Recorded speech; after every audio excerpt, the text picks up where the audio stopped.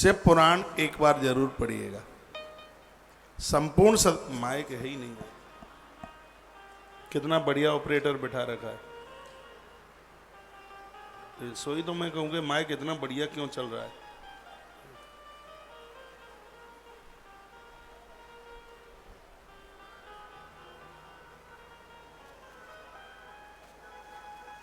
जब आप से महापुराण पढ़ेंगे तो कथा में सुनाई गई बातें अपने आप स्मरण में आती जाएंगी और समझ में भी ज़्यादा आ जाएगा, क्योंकि आप कथा सुन लिए हैं। उससे पुराण पढ़ेंगे बहुत समझ में आ जाएगा इसकी भारी महिमा है। दारिद्र्यम दरिद्रता को समाप्त करना चाहते हो, जिनकी जमीन जायदाद किसी के कब्जे में गिरवी में है, मकान गिरवी में रखा है, प्लॉट पड़ा है बनता नहीं है, भगवान शिव के सानिध्य में भगवान शंकर का महारुद्राभिषेक कीजिए, दारिद्र्यम दरिद्रता नाश हो जाएगी। रोग दुखम, जो रोगों का कष्ट है, वो रोग बड़ा त्रसित करते हैं, बड़ा परेशान करते हैं। एक कोई बहुत बड़ा पंडित था, बहुत बड़ा वक्ता, इतना बड़ा पंडित था कि जब प्राण प्रतिष्ठा होती तो नारियल रखा जाता था। जैसे ही प्राण डाले गए नारियल के टुकड़े टुकड़े हो जाते थे, चटक के। प्राण प्रतिष्ठा में जब देवता की आंख से पट्टी उठाई जाती है तो शीशा दिखाया जाता है। इतना बड़े पंडित की बात कर रहा हूं, शीशा दिखाते ही हाथ में टुकड़े टुकड़े हो जाते उसके। लेकिन जब उस व्यक्ति का अंत हुआ तो रो रो करके ये कहता था कि मेरी बॉडी में, मेरे शरीर में कोई एक जहर का इंजेक्शन लगा दो, अब मुझसे कष्ट सहन नहीं होता, मैं बहुत ज्यादा दुखी हूं। उसको दुख इस बात का था कि पांडित कर्म से उसने पैसा बहुत लिया, लेकिन उसने अपने दरवाजे पर कभी एक ब्राह्मण को भी भोजन नहीं कराया।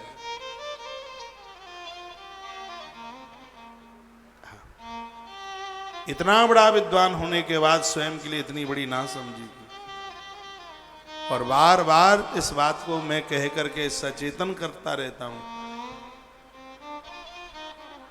ऐसा जीवन जिए जिसमें आपके द्वारा लोगों का भला हो रहा हो, ऐसा जीवन जिए, ऐसी जिंदगी जिए। क्या सुंदर वर्णन किया गया है। जो जीवन में लोगों को जिमाते रहते हैं, भूखे की भूख मिटाते रहते हैं, अंत में उनको रोग छू पाते तक नहीं है, रोग उसे स्पर्श नहीं कर पाते। क्या कमाल की बात कही है। रोग दुखम, जीवन में रोग का दुख बहुत बड़ा दुख है। पीड़नम शत्रु संभव, दुश्मन का भय है, दुश्मन पीछा कर रहा है। तो तावद अर्चनेत शिवम, शंकर की अर्चना आज से ही आरंभ कर दो, शुरू कर दो, आनंद हो जाएगा। एक चम्मच गंगाजल महादेव पर रोज चढ़ाओ, गंगाधर प्रसन्न हो जाएगा। 6 महीने में तो आप शिव बन जाएंगे, शंकर बन जाएंगे। षड्मास स्वरूपो वही नात्र कार्या विचारणा, इसमें सोचने की बात ही नहीं। 6 महीने की साधना में शिव की साधना पूरी हो जाती, सिद्ध हो जाती है, सिद्धि मिल जाती है। ये बड़ी अद्भुत बात कही गई। संपूजिते शिवे देवी सर्व दुखम विलीयते, संपदते सुखम सर्वम पश्चान मुक्तिरवाप्यते। वर्णन किया गया है, धरती का ऐसा कोई भी दुख नहीं है जो शिव के अभिषेक के बिना, शंकर की पूजा के बिना जो कटते ना हो। यदि किसी का नाम अभिषेक हो, वो कितना बड़भागी है। मैं दिन में 100 बार अभिषेक अभिषेक अभिषेक अभिषेक बोलता हूँ व्यासपीठ से। कल हमारे बीच में बिहार का गया का एक बालक था, अभिषेक मिश्रा, तो उसका मैसेज में पढ़ रहा था, भाई ने लिखा, महाराज जी मैं कितना बड़भागी हूँ, आप दिन में सैकड़ों बार अभिषेक अभिषेक बोलते हैं, मेरे मम्मी पापा ने मेरा नाम अभिषेक रखा है नाम। तो नाम भी ऐसे रखिए जिन नामों को बोलने में भगवान का स्मरण आता हो।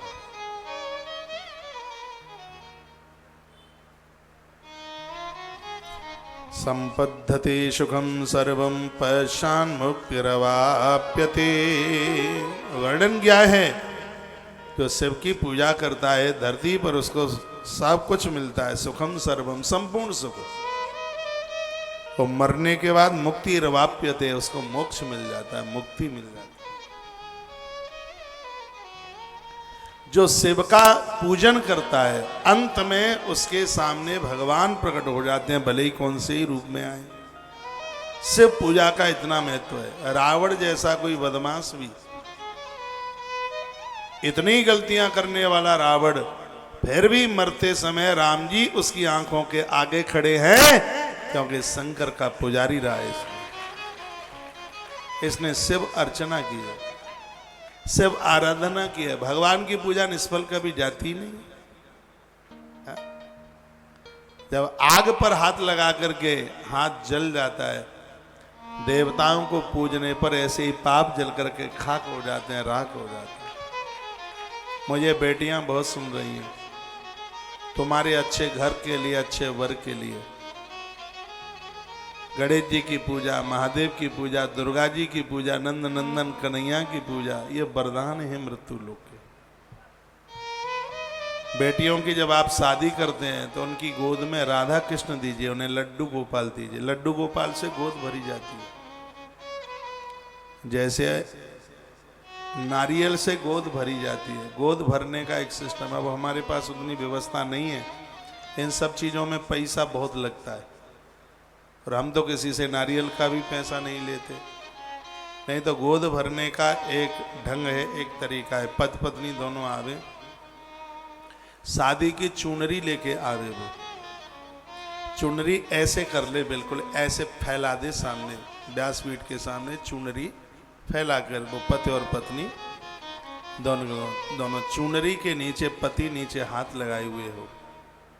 व्यासपीठ से जो गोद भर रहा है वह थोड़े से ड्राई फ्रूट ले ले, थोड़े से फल ले ले, थोड़ा सा नारियल ले ले, थोड़ी सी मिश्री ले ले, थोड़ा सा माखन ले ले, और बन जाए तो लड्डू गोपाल जी की प्रतिमा ले ले।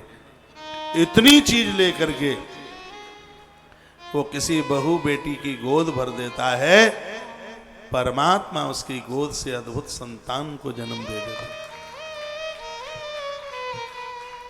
लेकिन उतना संभवतः नहीं हो पा रहा है। हम यहां से जितना कर रहे हैं, भगवान की कृपा से उसके भी परिणाम बहुत अच्छे आ रहे हैं। जिन भी बहनों को यहां से नारियल मिला है, मंदिर में इस नारियल को, घर के मंदिर में नारियल को इसको रख करके सुबह शाम दिया जलाइए। एक मंत्र मैंने बताया है, ओम क्लीम कृष्णाय गोविंदाय गोपी जनवल्लभाय स्वाहा। इस गोपाल बीज मंत्र का जब तुलसी या फिर इसको बैजंती की माला पर, रिकॉर्ड कर लो ये मोबाइल में, फिर पूछते रहते हैं आप, बैजंती या तुलसी की माला पर घी का दिया जलाकर, पीले वस्त्र पहन करके, पूर्व दिशा की तरफ मुंह करके, सामने लड्डू गोपाल की तस्वीर, फोटो या लड्डू गोपाल जी को रख के, एक कटोरी में गैया का सकोरा मिल जाए मिट्टी वाला तो और ज़्यादा बढ़िया है। सकोरा जानते हैं? सराई छोटी सी आती है मिट्टी की, तो उसमें दूध रख लें, उसमें गौ माता का कच्चा दूध, वह अभाव हो तो गंगा जल ले लें, ये सामने रख लें।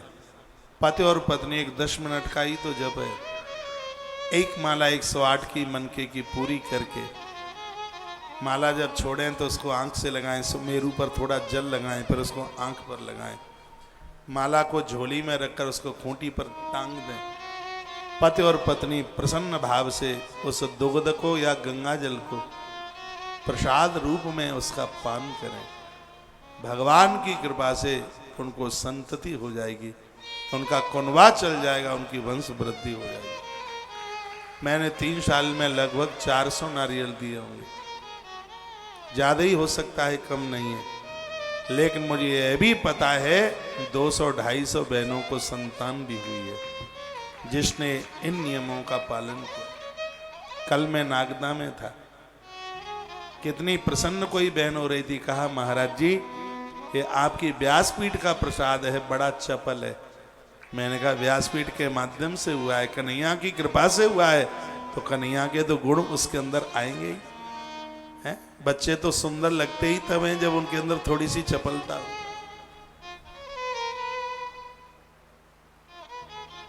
आज स्वयं की गलतियों से संतानें नहीं हो रही।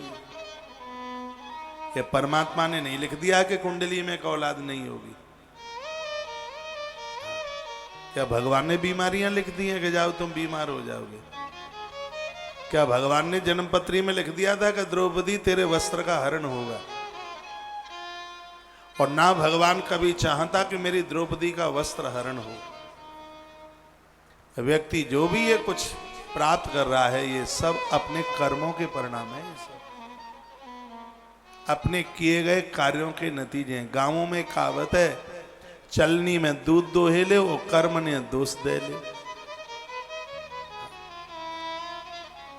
विवाह के तत्पश्चात स्त्री पुरुष संतान को जन्म देने से पूर्व उन्हें बहुत संयम की जरूरत होती है। यहां तक कहा गया है कि वह जमीन में सोए, ब्रह्मचर्य धर्म का पालन करें, एक बार भोजन करें, हरिवंश पुराण को शुरू से लेकर के समापन तक उसको पढ़ें। ये वर्णन है तो सब ग्रंथ में लगा, गोपाल सहस्रनाम का पाठ करें। दोनों के माध्यम से फिर जो होने वाली जो संतान है वो अद्भुत। राम कोई ऐसे ही पैदा नहीं हो जाते। राम को प्रकट करने के लिए अयोध्या का राजा यज्ञ करता है, राम यज्ञ के माध्यम से प्रकट होता है। लेकिन आज के लोग तो कुल्लू मनाली की यात्रा करके ध्रुव जैसी संतान पैदा करना चाहते हैं। तो कुल्लू घूम के तो कुल्लू ही होगा, कुल्लू घूम के ध्रुव होंगे पैदा। गोवा की यात्रा करके प्रहलाद पैदा होंगे, भूल जाना ये बात। प्रहलाद और ध्रुव जैसे बच्चे तो गोवर्धन की परिक्रमा करके होते हैं। मैंने ब्रह्म विवर्त पुराण से एक बात कही थी, शायद आपको ध्यान हो। बच्चों का जब विवाह होता है तो दोनों को गिरिराज परिक्रमा के लिए भेजिए। भगवान गोवर्धन नाथ को वरदान मिला है, जो गिरिराज जी की परिक्रमा करेगा उसकी वंश वृद्धि नहीं रुकेगी कभी, वरदान है। तो ये करें, उठ पटांग करते, बेसैले बन गए हैं, वासना के कीड़े बन गए, वासना के खिलौने बन गए।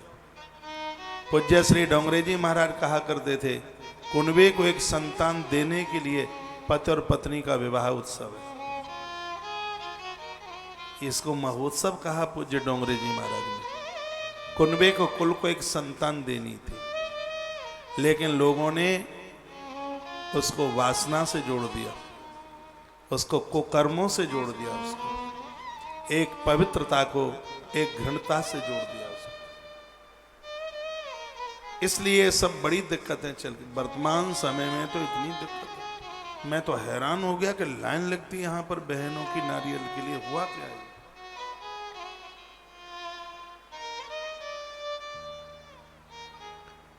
फिर इन देवी देवताओं को कौन माने? बेटी विवाह से पूर्व जितना भी पूजा पाठ धर्म सत्कर्म करती है, यह सब उसके भविष्य के परिणाम में बड़ा सुखद होता है। और कभी कभी ये डुकरियां उस घर की बहू से इतना लड़ती है, क्या भाग्य फूट गया, ऐसी घर में आई जो संतान को जन्म देने के लायक भी नहीं है। इसमें तुम्हारे भी पुण्यों की तो कमी होगी। डुकरिया के पुण्य बढ़ते हैं तभी तो पोते का मुंह देखने को मिलता है। इसलिए भजन तो करते नहीं हो, प्रवचन करती हो जाती। तुम्हारे पुण्य कहां सो गए हैं? सास के पुण्यों से तभी तो पोते का मुंह दिखता है। ऐसे ही नहीं दिख जाता। तो आप पुण्य क्यों नहीं बढ़ाते? अपना पुण्य बढ़ाइए। ये जरूरी है कि उस बहू में ही कमी है, तुम्हारे छोकरे में भी तो बहुत कमियां हो सकती हैं। उसको तो एक भी बार नहीं कहते और उन बहुओं को अपमान करते हो, ये बिल्कुल भी ठीक नहीं है। जिन बच्चों को विवाह होने को है, संयमित जीवन जी करके 10 महीने पहले से,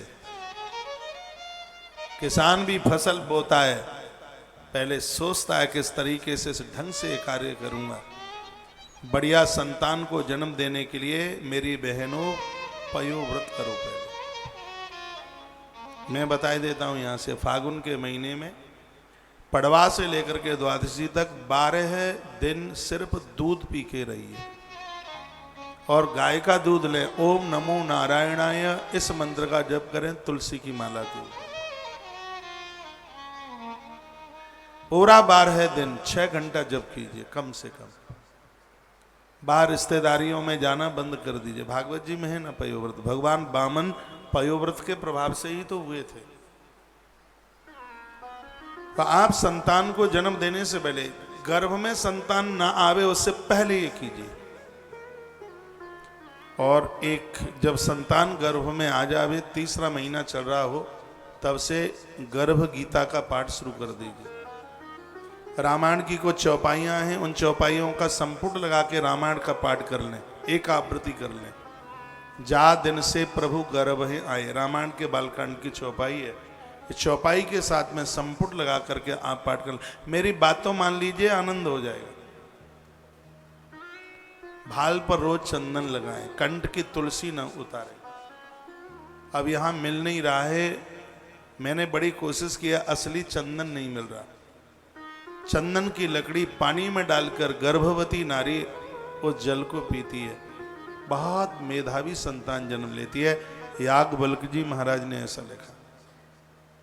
इन नियमों के साथ में यदि संतान को जन्म दिया जाए, आनंद हो जाएगा। गर्भिणी नारी के सामने लड़िए मत, झगड़ा मत कीजिए, नहीं होने वाली संतान के ऊपर इसका असर हो जाएगा। अंदर बच्चा सुनता है, चक्रव्यूह कैसे टूटेगा ये अभिमन्यु ने मां सुभद्रा के गर्भ में ही तो सुन लिया था। खम्भ फाड़ करके भगवान प्रकट होते हैं, विद्या देवसी नारद जी के मुंह से अपनी मां कयादू के पेट में ही तो प्रहलाद सुन लिए थे। नाभि चक्र से शब्द अंदर प्रवेश करता है और वो बच्चा पूरा सुनता है। इसलिए एक सजग्र समझदार संतान के लिए माता और पिता का बहुत बड़ा हाथ होता है। आप चाहें तो बच्चे को बहुत बड़ा डॉक्टर, आप चाहें तो उसको बहुत बड़ा अधिकारी उद्योगपति, आप चाहें तो उसको बहुत बड़ा महात्मा बनाकर धरती पर पैदा कर सकती है। ये हुनर आपके पास है।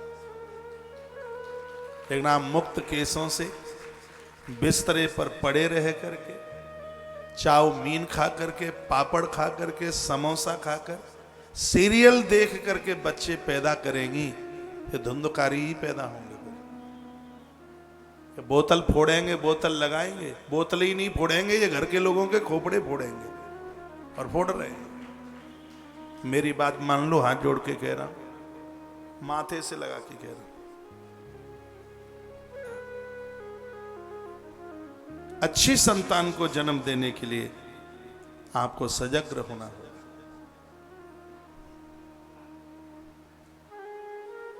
एक हो,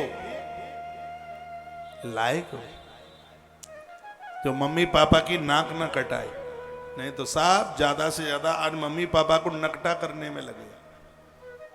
उनको नाक बची ही कहाँ है, बेचारे पड़े हैं, समाज में जा नहीं सकते, लोग मुंह उड़ा देंगे, मुंह बिगाड़ देंगे, कहेंगे अरे भैया रामधनुष तेरी बेटी ने तो ऐसा चौपट कर दिया, जन्म लेते ही मर क्यों नहीं गई। मैंने बोलते देखा लोगों को, तेरे बेटे ने ऐसा कर दिया है? तू तो हम लोगों को मुंह दिखाने के लायक नहीं है। वो ऐसा ही बोलते। और आज ये इतनी बड़ी दुविधा जो हो रही है, अब मम्मी पापा ही भाग करके विवाह करेंगे तो औलाद बढ़िया कहां से आएगी? तो किसको प्रवचन, किसको वो ज्ञान देंगे, किसको सिखाएंगे? एक महात्मा ने एक लड़के को देखा, वो खड़े होके बाथरूम कर रहा था। मैंने खबरदार, तेरे बाप को शिकायत करूंगा, खड़ा होके बाथरूम करता है। तो ले जा करके खड़ा किया तो देखा उसका बाप कौन लगा लगा के बाथरूम कर रहा था।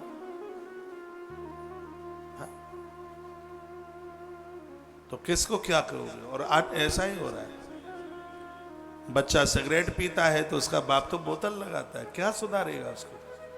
मैंने तो ऐसे भी लोगों को देख लिया है, बाप ढक्कन खोलता है और बेटा शराब पीता है। आज के युग की ऐसी स्थिति हो रही है, बचा लो कैसे भी। ऋषियों ने बहुत मेहनत की है इस देश के लिए, इस धर्म के लिए। उन्होंने सब अपनी कुर्बानी दे दी। उन्होंने अपने लिए जीवन नहीं जिया। उन्होंने सोचा भी नहीं होगा कि आने वाले समय में हम इस भारत का ऐसा भविष्य देखेंगे। आज ऐसा हो रहा है, वर्तमान समय में देश में दूध की कमी आ रही है और शराब की वृद्धि हो रही है। दूध की बहुत कमी है। दूध दही खाने को मिलता होता तो जीव नशा मांगती ही नहीं। 25 दिन यदि दूध ना जाए पेट में, दही ना जाए, तो व्यक्ति नशीला हो जाएगा। उसका जीवन नशे के बिना नहीं रह पाएगा। इसलिए वृद्धि तो दूध दही की होनी चाहिए। क्या आप सोचेंगे जिस नारी को गैया का दूध घी दही ना मिला हो, क्या वो लायक संतान को पैदा कर पाएगी? है? आप घास लेट के, डालडा के, रिफाइंड के पकौड़े खिला खिला कर बच्चों को पैदा करवा रहे हैं। तो फिर तो रिफाइंड जैसे ही होंगे घास लेट की औलाद। हम लोग देसी घी वाले हैं। मेरी माँ ने देसी घी के लड्डुआ खाए। उसने हमें चाय पी के पैदा थोड़ी किया, सौंठ के लड्डुआ खा के पैदा किया। वह सौंठ के लड्डू जैसे हैं। चाय नहीं पी, पहले जन्म में भले ही पी ली होगी। अपनी बड़ाई नहीं कर रहा हूं, पहले के लोग ऐसे होते थे। माता पिता के पास बहुत बड़ा संयम होता था। गर्भ में है संतान और कुकर्मी आदमी अपनी घरवाली के पास पहुंचता है, उसका बेटा कभी बुद्धिमान पैदा नहीं हो सकता। ये तो हमारे ग्रंथों में लिखा है।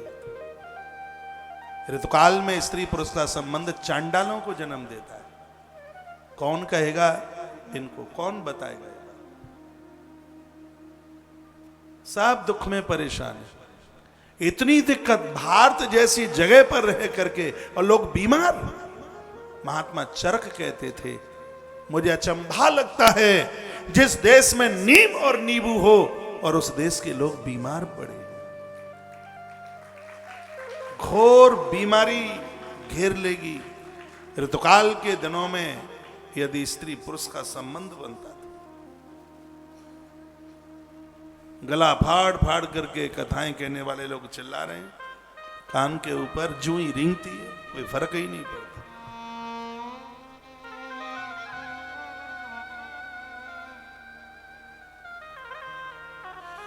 आवाज बढ़ा दो भैया।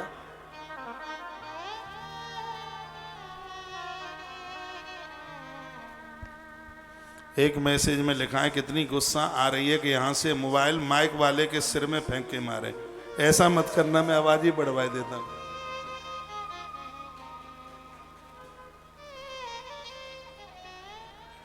बोलिए बांके बिहारी लाल की, हनुमान जी महाराज की जय। जय श्री राधे, जय जय श्री राधे, जय जय श्री राधे।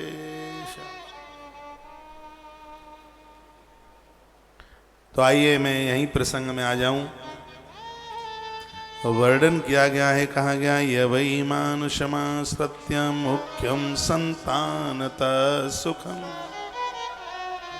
जो भगवान महादेव का, देवी देवताओं का पुजारी है और ऐसे स्त्री पुरुष संतान को पैदा करते हैं तो उन्हें संतान सुख प्राप्त होता है। वर्णन है स्पष्ट है, ये वही मानुष सत्य, देवताओं के आश्रित रहकर सत्कर्म करने वाला व्यक्ति भगवान का बन करके वह अपने जीवन का निर्वाह करता है। संतानतः सुखम, उन्हें संतान सुख की प्राप्ति होती है। बच्चों के ऊपर माताओं के चरित्र का बहुत असर पड़ता है। माँ जैसी होगी बच्चे उसको ज्यादा पकड़ते हैं। पिता आकाश की बूंदों की तरह है, बादल की वर्षा, और मां धरती की तरह। माता और पिता में बस इतना ही अंतर है, बादल सदैव नहीं बरसते, कभी कभी बरसते हैं, लेकिन धरती माता 24 घंटे हमें अपने आप से चिपका के रखती है। बादलों को पिता, धरती को मां कहा है। बादल रोज नहीं बरसते, ये तो कभी कभी चौमासे में बरसते हैं, लेकिन ऐसी धरती मां है जो अपने बच्चों को सदैव अपने आप से लिपटा करके चिपटा करके रखती है। जितना आकाश और धरती में अंतर है उतना ही मां और पिता में अंतर होती है। ये धरती की ऐसी कोई चीज नहीं है जो हमें धरती माता ने न दी हो। मुझे एक भी गिन के आप बता देना जो धरती ने न दी हो। पेड़ धरती ने दिए, अन्न धरती ने दिया, जो भी कुछ भी आप प्रयोग, जो कपड़ा आप पहन रहे हैं ये सूत भी धरती से। ये धागा किससे बना है? धागा क्या बोलेंगे उसको, आपके इधर धार की तरफ तो बड़ी फसल होती है उसकी, जिसमें से रुई निकल, बिनौला, बिनौले से धागा निकलता है, वो भी धरती ने दिया। जिस मकान में आप रह रहे हैं, ईंट पत्थर जो भी कुछ है वो सब धरती ने। जो आप पानी पीते हैं वो भी धरती ने, अन्न खाते हैं वो भी धरती ने। फिर मुझे ये बता दो, आप सोना पहने हैं वो भी धरती ने। ऐसी है चीज कौन सी जो धरती ने नहीं दी? और धरती पर ऐसी कौन सी चीज है जो मेरी माँ ने नहीं दी? वो सब माँ ने दी। इसलिए बच्चा माँ को ज्यादा ही स्वीकार करता है। बुढ़ापे में बेचारा पिता को लोग अलग कर देते हैं, सगरे बच्चे माँ की तरफ या माँ बच्चों की तरफ, प्राय यही होता है। तो यहाँ कितनी सुंदर बात कही है, जिस देश की माँ धार्मिक होगी उसका बेटा धार्मिक जरूर होगा। प्रमाण है, हिरण्यकश्यप एक नंबर का बदमाश है, लेकिन माता कयादु धार्मिक है, इसलिए बेटा भी धार्मिक हुआ। विश्रवा बहुत अच्छे हैं, लेकिन माँ अच्छी नहीं है, जिसका नाम है केससी।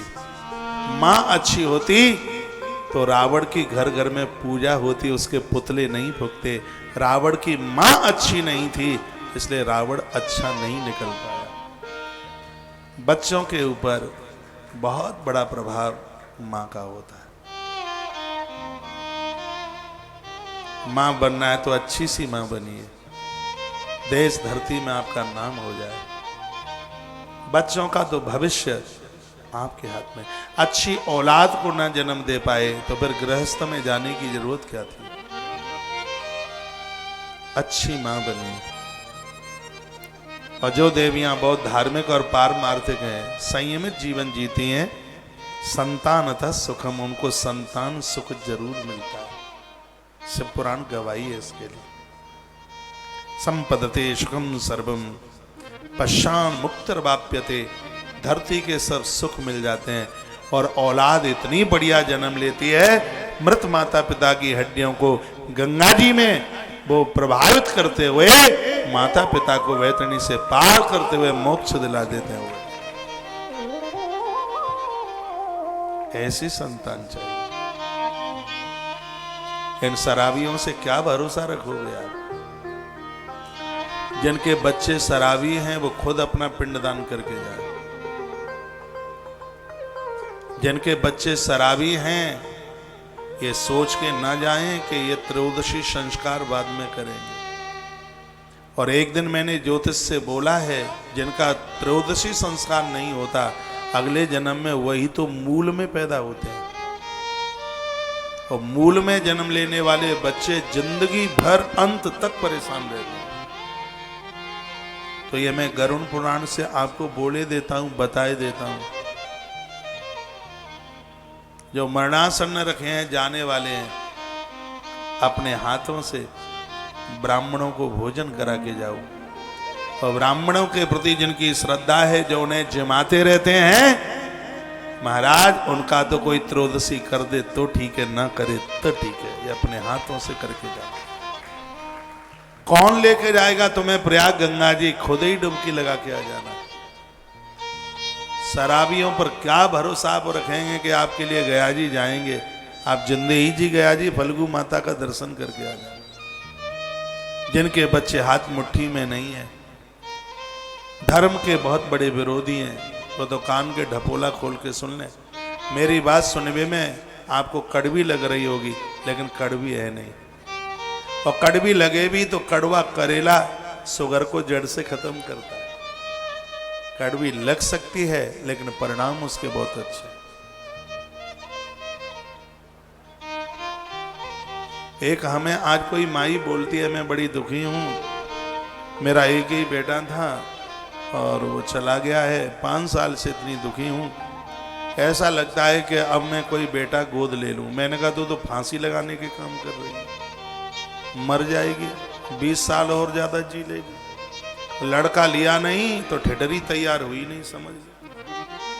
अपना पेट का जाया सेवा नहीं करता, ये दूसरे ला करके धंधुकारी पैदा हो मार डालेगा। और जिस दिन उसको दिखाई दे गया, संपत्ति सब दिखाई दे गई, उसी दिन दे देगा सल्फास घोल करके, तो मरे पीछा छूटेगा। भगवान को अपना मान लो, परमात्मा ने कुछ इसी में ही सोचा होगा। अब भजन करो, इसमें कल्याण है, दूसरों के लड़का लड़कनी लेने में कल्याण नहीं है। अब भजन करो, उसमें कल्याण है। हमारा उद्धार कैसे होगा? तुम्हारा उद्धार होगा ना, पिंडदान करो।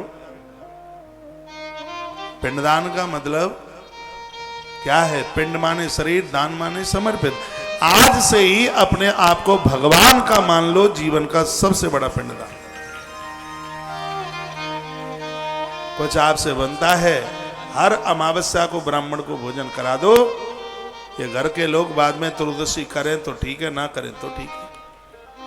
जिंदे जी हर अमावस्या को जमाओ एक ब्राह्मण, जरूरत ही नहीं पड़ेगी। किसके भरोसे बैठे हैं आप?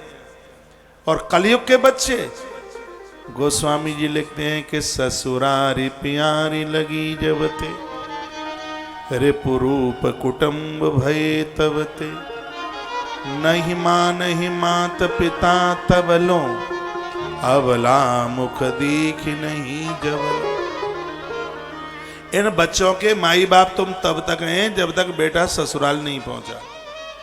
और ससुराल में पहुंचकर, थोड़ा धीमे बजाइए, धीमे, ससुराल में पहुंच करके सासू माँ का हाथ ऐसे 2-4 बार घूम गया ना, तो असली मम्मी तो वो ही है, तुम तो पराई हो है। तुम तो देवास की हाट से लाई गई हो, देवास से आई, असली वो है।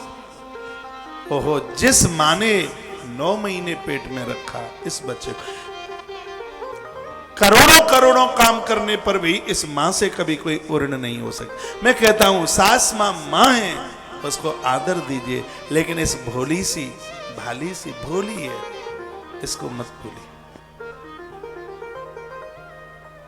पापा की बात तो कभी याद रखता नहीं है। पत्नी कान में एक मंत्र दे देती है, हम दो हमारे दो, इसके अलावा कोई और तो उठा करके उसको कुआं में फेंक दो। लोग तो कहते हैं चूल्हे में फेंक दो, मैं तो कह रहा हूं कुएं में फेंक दो।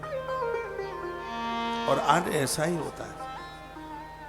इस धरती की हर बहन चाहती है कि मेरी भाभी मेरे मम्मी पापा की सेवा करे, लेकिन मैं अपने सास ससुर की सेवा बिल्कुल ना करूं। यही होता है। खैर आप तो सब ऐसी हैं, सब सेवा करती हैं, मैं तो उधर वालियों के लिए बोल रहा हूं। आप तो सब बहुत सेवा पूजा करने वाली हैं। स्थितियां बड़ी गड़बड़ हैं देश की। कोरोना से इतना खतरा नहीं, वो तो आ गया और चला गया। सबसे बड़ा खतरा है कि आज के युवा को कैसे संभाला जाए। आज वृद्ध बहुत दुखी है, बूढ़े बहुत। इन्होंने कभी सोचा भी नहीं होगा कि बच्चों के विवाह के बाद हमें धक्के मिलेंगे। मेरी आंख में आंसू आ जाते हैं जब पूरे साल भर आश्रम में मेरी ऐसी माताएं आती फुपक फुपक करके रोती हैं, कहते महाराज कैसे भी हमारे प्राणों को बचा लो। एक तो अभी गुरु पूर्णिमा की बात है, सच मानिए वो अपने सिर को दिखा रही थी, इतने इतने घाव हो रहे थे सिर के ऊपर, चप्पलों से बहू ने उसकी पिटाई की। मुझे तो ये सब बातें कहने में लाज लगती है, क्योंकि ये कथा विदेश तक जाती है, परदेश तक जाती है। वो लोग सुनेंगे तो वो कहेंगे क्या भारत में आजकल ऐसा होने लगा है? चाहे जहां जन्मपत्री ले ले करके भागना, हम जैसे लोगों के पांव छू छू करके चमड़ा निकाल लेना, कल्याण नहीं होगा यदि इन वृद्धों को दुखी रखोगे तो। गंगा में डुबकी लगाने से भी कल्याण नहीं होगा। इनके आशीर्वाद में सब कुछ छिपा हुआ है। ये आपकी मां नहीं, आपकी मां से ज्यादा है। इसके आंसुओं की कदर करके देखो। आप भी इन बहुओं को बेटी नहीं बेटी से ज्यादा मानिए, तब ही तो आनंद होगा। आज ये संकल्प ले लो, दिन का एक बार का जो भोजन है वो बहू और सास का दोनों का पास पास बैठ के होगा। बहुओं की रोटी मत गिनना, क्योंकि नई उम्र में तुम भी 15 फुलका एक बार में खींचती थी, पता है मुझे। तो बहू की रोटी गिनना शुरू कर दें। तुम क्या कम खाती थी उस समय? हैं, एक कनस्तर आटा 3.5 दिन चलता था। बहू की रोटी मत गिनना। एक कोई माता कहती है हमारी बहू तो बड़ी खद्दर है। अब मैं तो समझा नहीं खद्दर। एक कपड़ा आता था मोटा सा, उसको खद्दर बोलते थे पहले। मैं समझा ही नहीं कि बोल क्या रही। मेरी बहू महाराज बहुत ज्यादा खद्दर है। मुझे लगा मोटी होगी थोड़ी बहुत, तो कपड़ा खद्दर का आता था मोटा। कहा आप सुने नहीं मेरी बहू खद्दर है। मैंने कहा मैं समझ ही नहीं रहा कि मतलब क्या है। बोलती है वो कह रही थी कि इतनी एक बार में खाती है।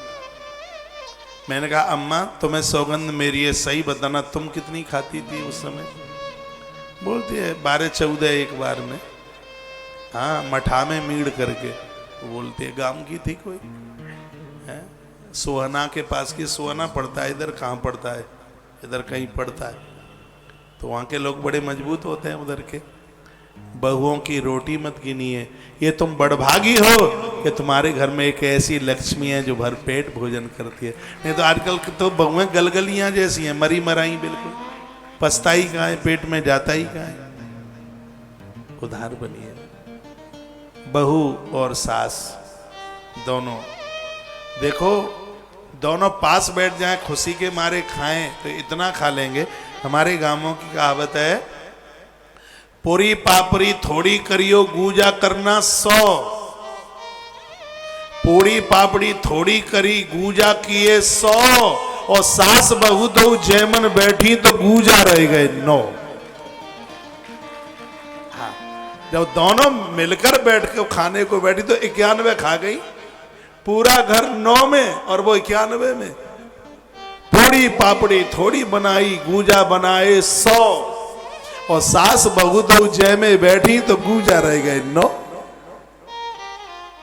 प्रेम में खपता भी ज्यादा है, स्नेह है जब दोनों में हो। हा। फिर घर की आप बरकत। डुकरिया कहां गई? मर गिल्लो को बैठाओ।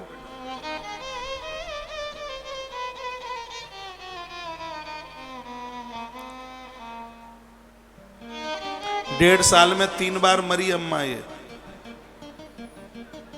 बड़ी महादेव की कृपा। नीमच की है ना, पशुपतिनाथ वहीं तो बैठे हैं बचाने के लिए।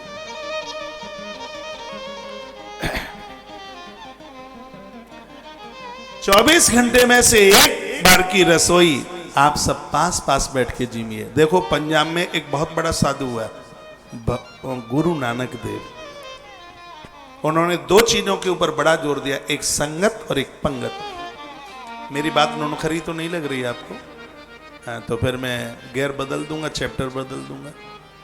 तो उन्होंने 2 बातों के ऊपर बड़ा जोर दिया, एक संगत और एक पंगत। वो कहते थे आप अपने घर में 10 लोग हैं, 25 लोग हैं, कितने भी लोग हैं, 24 घंटे में से एक बार पास पास बैठिए। देवरानी, जेठानी, सास बहू, भाई भाई, चाचा भतीजा सब पास पास बैठे और एक दूसरे से हृदय की बात कीजिए।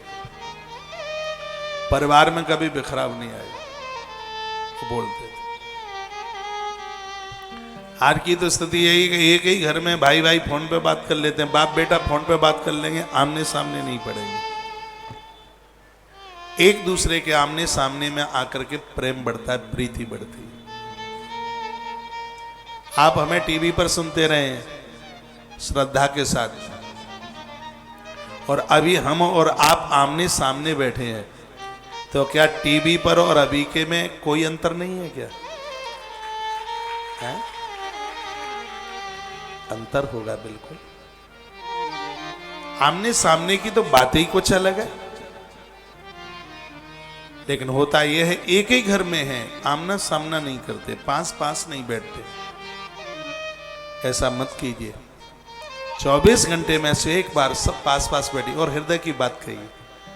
मुंह लटका के मत बैठिए, खुश होकर के। आपके घर का डेवलपमेंट देखिए, उत्थान देखिए, तरक्की देखिए। और जिस घर में लोग मुस्कुराते रहते हैं, संपदा वही तो बढ़ती रहती है। जहां सुमति तहां संपत्ति नाना, जहां कुमति तहां विपत्ति, जहां कलह है वहां विपत्ति आ। सब डूब जाएगा, कुछ बचेगा ही नहीं। ऐमाल आएंगे, दुर्गुण आएंगे, सब खत्म हो जाएगा, कुछ नहीं बचेगा। सदगुण में संपदा छिपी हुई है, दुर्गुण में तो कुछ नहीं है। दुर्गुण की कि लंका को हनुमान जला देते हैं, जला देते हैं। बोलो भक्त वत्सल भगवान की, हनुमान जी महाराज की जय। जय श्री राधे। दूसरी बात उन्होंने कही पंगत। बड़ा अच्छा बोलते थे वो पंगत के ऊपर। वो कहते थे आप घर में जितने लोग हैं, कम से कम दिन में एक बार तो भोजन पास पास बैठ के करो, कहते थे। उन्हीं के कुछ बोल रहा हूं। आपका पति रात को 12-1 बजे, या बेटा या पति 12-1 बजे लौटता है, रात को आधी रात्रि को लौटता है। अच्छा आपको भी नहीं लगता, आप इंतजार करते रहते हैं। ऐसा करो ना, सुबह का भोजन नाश्ता आपने अकेले ले लिया, दोपहर का भोजन भी आपने अकेले ही ले लिया, रात्रि की बयारू अकेले मत लीजिए। रात के भोजन को बयारू कहते हैं। अंग्रेजी में क्या बोल देंगे उसको? डिनर। दोपहर में क्या बोलेंगे? Breakfast, lunch. अच्छा, सुबह को ब्रेकफास्ट। बड़े समझदार हैं आप। माइक खोलो। तो हमारे बाबाजियों की कुछ भाषा ही कुछ अलग है। हाँ, वो दोपहर को कहते हैं राजभोग। राजभोग, दोपहर का जो भोजन है वो कैसा होना चाहिए? राजभोग, यानी राजाओं जैसा दोपहर का। और सुबह का बाल भोग, सुबह का कितना होना चाहिए? जो बच्चों का। लेकिन लोग दे ठुसे मारते, कौच के खट्टी डकार भरे पेट भूले। दोपहर को राजभोग, क्योंकि दोपहर को तंदुरुस्त डाइट खूब जिमी है। सुबह का बच्चों जैसा बाल भोग, और रात्रि को वयारू। इसका नाम तो है बीमारू, लेकिन उसको बदल के कर दिया है बयारू, क्योंकि बीमारू शब्द अच्छा नहीं लगता। तो रात्रि का भोजन कैसा? बयारू यानी बीमारू। जैसे मरीज व्यक्ति को क्या लौकी उबाल के दी जाती है, उसको मूंग की दाल दी जाती है, उसको दलिया दिया जाता है। मरीज को, परहेज करने वाले को क्या देंगे? यही तो चीजें देते हैं। उसको बुलबुला करके तुरई दे दो, उसको तुरई दे दो, तुरई, उसको घिया दे दो, उसको कुछ हरी भांजी दे दो, कुछ हल्का सा दे दो उसको। बयारू यानी बीमारू। रात का भोजन कैसा होना चाहिए? जो बीमार लोगों का होता है वैसा होना चाहिए। रात को आप इतना गरिष्ठ खाते हैं, इतना गरिष्ठ खाते हैं कि वो पचता नहीं है। पेट में हथौड़ा जैसा जम जाता है, पत्थर जैसा। सुबह पेट खाली नहीं होता, फूलता रहता है 3-3, 4-4 दिन, क्योंकि आपने अपना सिस्टम बिगाड़ लिया। इसलिए रात्रि के प्रसाद के लिए प्रतीक्षा कीजिए। बच्चों को भी मन दीजिए, उनको भी जगा के रखिए। ये लल्लू राम जो रात को 12 बजे आते हैं, तो अपने मित्रों से कहेंगे, देखो भैया, भले ही दोस्ती टूट जाए, मेरी माँ और पत्नी, मेरे बच्चे इंतजार में रहते हैं, और मैं बाहर का कुछ नहीं खाऊंगा, मैं अपने घर ही जाके भोजन करूंगा। 12 बजे आने वाला 11 बजे लौटेगा, 11 बजे के बाद में वो 9 बजे आएगा, और फिर वो 8 बजे आएगा, और वो दिन जल्दी आएगा कि सूर्यास्त होने के बाद आपका बेटा या आपका पति आपके घर में होगा। आश्रमों की रसोई में इतना आनंद आता है क्योंकि वो पंक्ति लगाकर सबका भोजन एक साथ होता है, और जिस दिन सबका भोजन आपके घर में भी एक साथ हो जाए तो गृहस्थ तपोवन बन जाएगा, वह आपका घर आनंद देने लगेगा। लेकिन घरों की स्थिति क्या एक साथ। और मैंने आपके घर में देखा ड्राइंग टेबल, एक इतना बड़ा टेबल आ और उसके पास में 6 कुर्सी रखी। मैंने गिनती करी 1 2 3 4, में माथा पकड़ के सोच रहा था कि 6 ही कुर्सी क्यों है। बनाने वाले का दिमाग देखिए, उसको पता था कि घर में 6 ही तो लोग हैं, पति और पत्नी, माँ और पिता 4, और रिंकी और बबलू, यानी बेटा और बेटी 6 ही है। डाइनिंग टेबल के पास कुर्सियां 6, लेकिन घर के 6 लोगों ने कभी एक साथ बैठ करके भोजन नहीं किया। किया है? कहाँ किया है? वो उस कमरे में, वो उस कमरे में। अम्मा कब खाती है पता ही नहीं, दादाजी ने कब लिया पता ही नहीं, मम्मी ने कब लिया, पापा ने कब जी, पता ही कहाँ है। रात्रि की बयारू, रात का भोजन बच्चों के साथ करो, देखो कितना आनंद आता।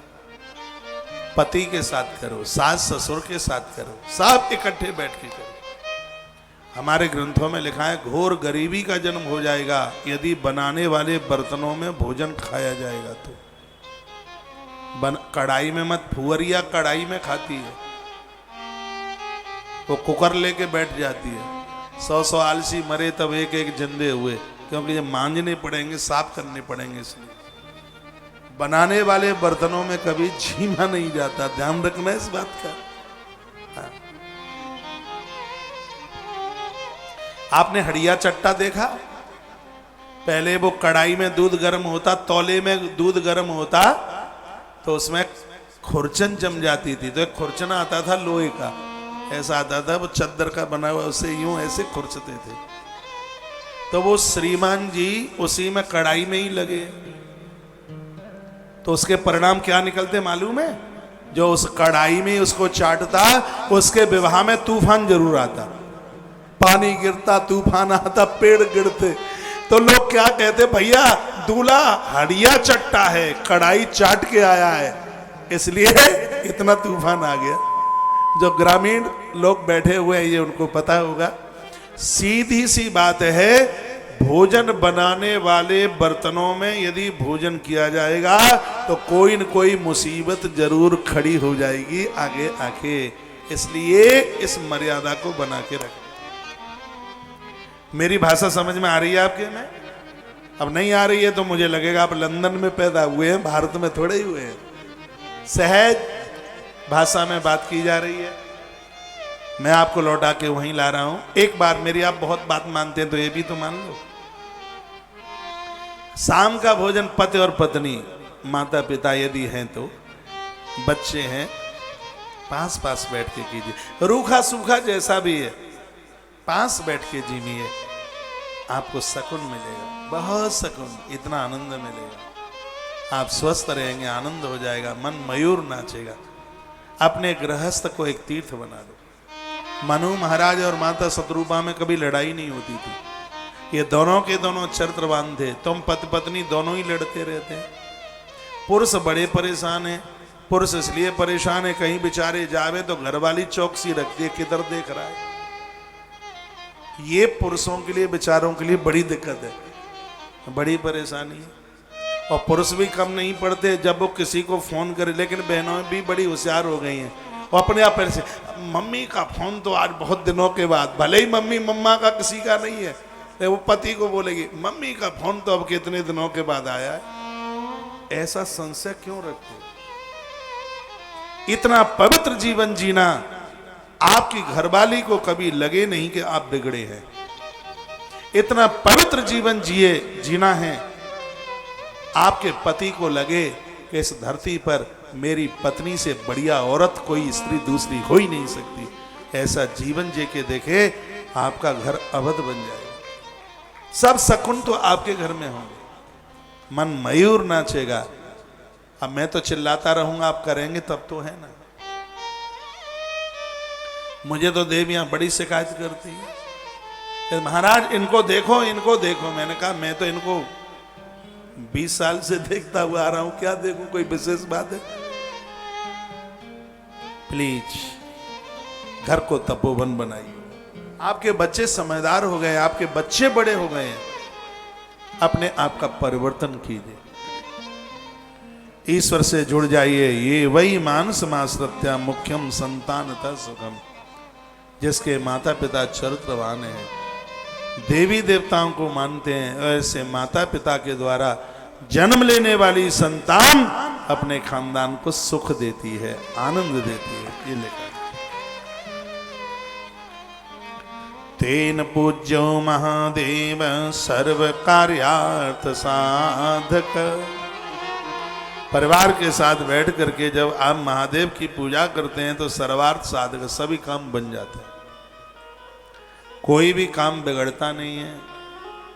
गुरुवार या पूर्णमासी को ऐसा नियम बना लो कि घर में एक दिन सत्यनारायण की कथा हो जाए, उसमें बच्चे भी हों, बूढ़े भी हों, आप भी हों, सब हों।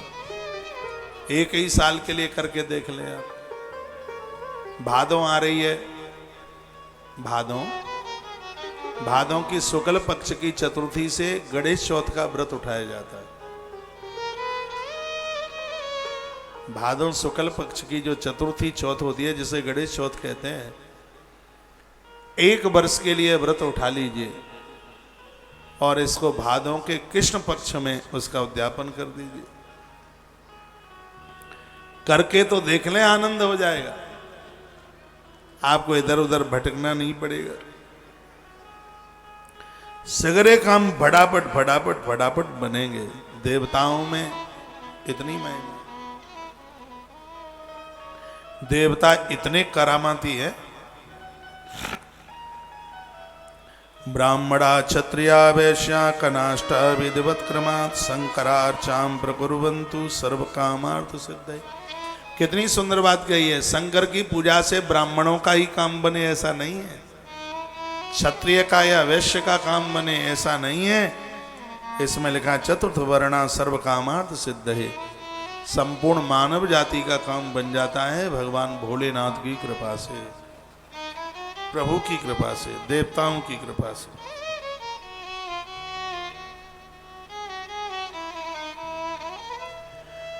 आप यहां तक आए हैं, चिंतामण गणेश जाना, हाँ, अद्भुत स्थान है।